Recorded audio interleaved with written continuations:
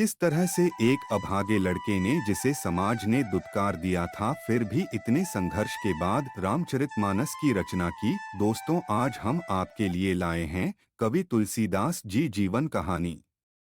दोस्तों, आप सबका स्वागत है हमारे चैनल में। एक समय की बात है, राजापुर गांव के निवासी आत्माराम दुबे परेशान घर के बाहर बैठे थे। उनकी बीवी बच्चे को जन्म दे रही थी। इंतजार की घड़ी समाप्त हुई तब दाई चुनिया दौड़ते हुए बाहर आई और कपकपाती आते हुए बोली, पुत्र का जन्म हुआ है, लेकिन आपकी पत्नी बेहोश हो चुकी है। कुछ समय बाद आत्माराम दुबे की पत्नी का देहांत हो जाता है। फिर दुबे जी ने ज्योतिषी को बुलाते हैं। ज्योतिषी ने भविष्यवाणी की कि दुबे का बेटा शैतान है, वह दुबे को खा जाएगा। लेकिन दाई चुनिया को यह सब पसंद नहीं आया, उसे बिल्कुल अच्छा नहीं लगा और दाई चुनिया ने उसे अपने घर ले गई। लेकिन दाई चुनिया के घर वाले, उसके सास ससुर, कोई बिल्कुल भी अच्छा नहीं लगा। उन्होंने कहा यह बच्चा शैतान है, लेकिन दाई चुनिया को इससे कोई फर्क नहीं पड़ा और वह बच्चे को लाड़ देती रही। कुछ समय बाद दुबे जी की मृत्यु हो गई और दाई चुनिया की भी सांप के काटने से मृत्यु हो गई। अब चुनिया के पति का शक यकीन में बदल गया और उसने उस बच्चे को घर से बाहर निकाल दिया। बेचारा दर दर भटकता रहा, खाने के लिए रोटी मांगी, लेकिन लोग उसे मनहूस समझ के भगा देते थे।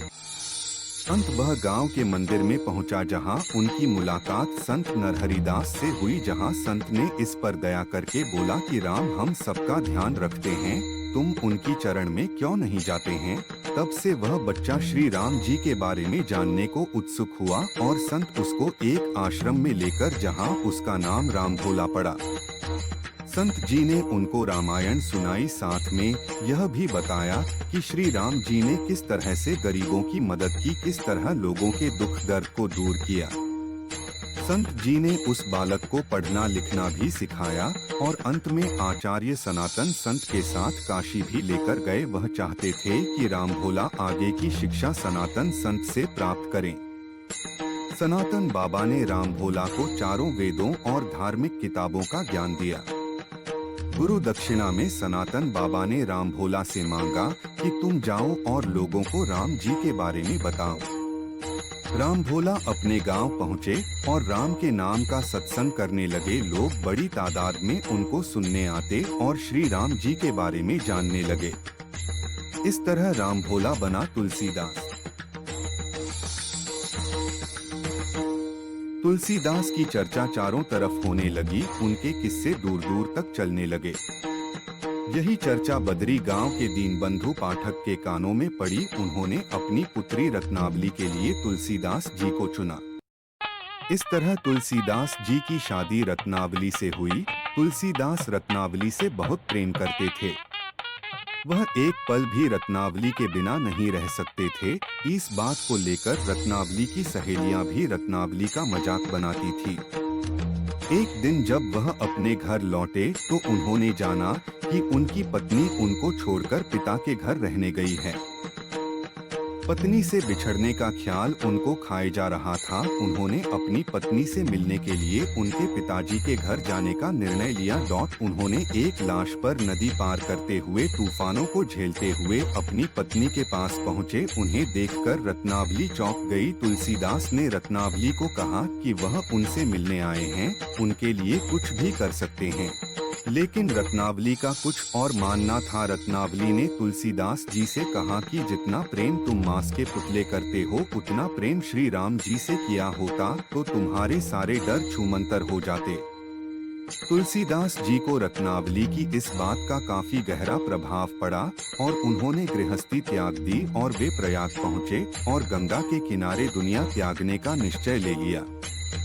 फिर वे राजापुर गए और मंदिरों में हिंदी में रामायण का पाठ शुरू कर दिया। बहुत से लोग वहां पर रामायण का सत्संग सुनने आते थे, लेकिन कुछ पंडितों को हिंदी में रामायण पढ़ना अच्छा नहीं लगा।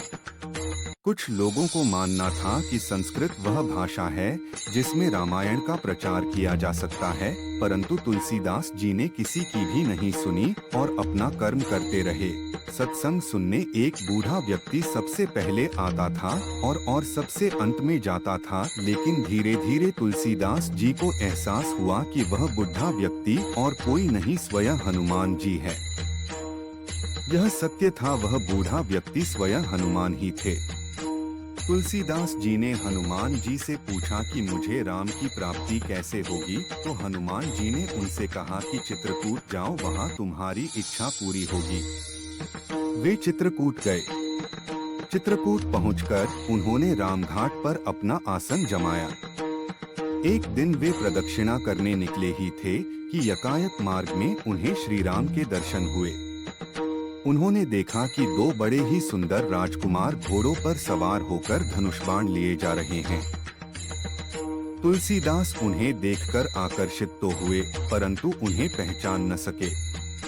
तभी पीछे से हनुमान जी ने आकर जब उन्हें सारा भेद बताया तो वे पश्चाताप करने लगे। इस पर हनुमान जी ने उन्हें सांत्वना दी और कहा, प्रातःकाल फिर दर्शन होंगे। संवत 1607 की मौनी अमावस्या को बुधवार के दिन उनके सामने भगवान श्री राम जी पुनः प्रकट हुए। उन्होंने बालक रूप में आकर तुलसीदास से कहा, बाबा हमें चंदन चाहिए, क्या आप हमें चंदन दे सकते हैं? हनुमान जी ने सोचा कहीं वे इस बार भी धोखा न खा जाएं, इसलिए उन्होंने तोते का रूप धारण करके यह दोहा कहा। चित्रकूट के घाट पर भई संतन की भीड़, तुलसीदास चंदन घिसे, तिलक देत रघुबीर।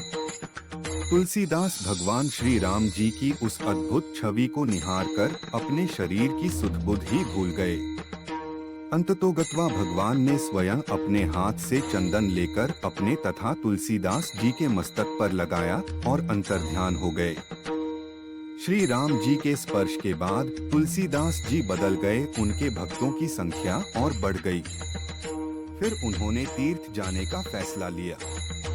उनका पहला पड़ाव था वृंदावन, लेकिन वहाँ के लोगों को शक हुआ कि तुलसीदास जी श्री राम जी के भक्त हैं, तो वह कृष्ण भगवान की पूजा कैसे करेंगे। लेकिन लोगों का शक तब दूर हुआ जब श्री कृष्ण भगवान की मूर्ति श्री राम की मूर्ति में तब्दील हो गई। इस तरह तुलसीदास जी ने और भी बहुत चमत्कार किए, छुत अछूत का भेद मिटाया, महाराणा प्रताप की उलझन सुलझाई और मानसिंह को समझाया कि अपने ही भाई के खिलाफ नहीं लड़ना चाहिए।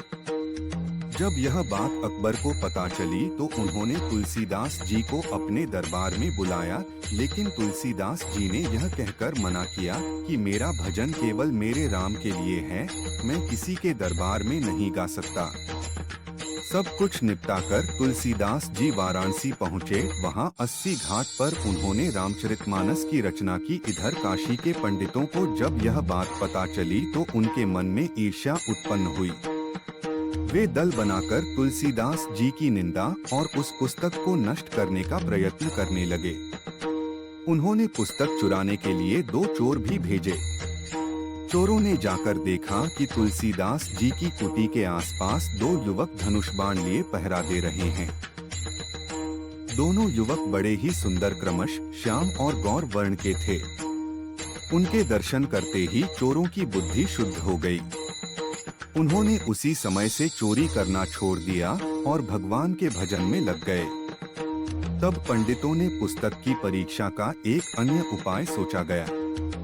काशी के विश्वनाथ मंदिर में भगवान विश्वनाथ के सामने सबसे ऊपर वेद, उनके नीचे शास्त्र, शास्त्रों के नीचे पुराण और सबके नीचे रामचरितमानस रख दिया गया। प्रातःकाल जब मंदिर खोला गया तो लोगों ने देखा कि श्री रामचरितमानस वेदों के ऊपर रखा हुआ है। अब तो सभी पंडित बड़े लज्जित हुए। उन्होंने तुलसीदास जी से क्षमा मांगी और भक्तिभाव से उनका चरणोदक लिया। संवत 1680 में श्रावण कृष्ण तृतीया शनिवार को तुलसीदास जी ने राम राम कहते हुए अपना शरीर परित्याग किया।